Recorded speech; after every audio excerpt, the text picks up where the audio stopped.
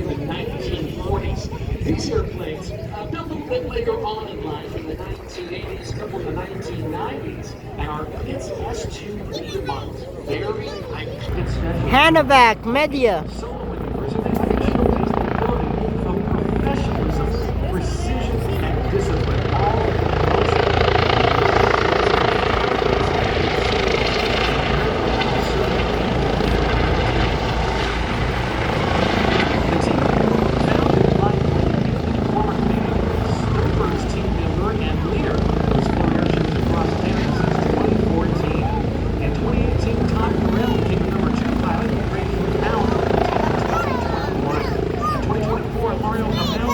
this team to take the place of Greenwood, who took a brief absence to lead the Canadian Forces Snowbirds campaign.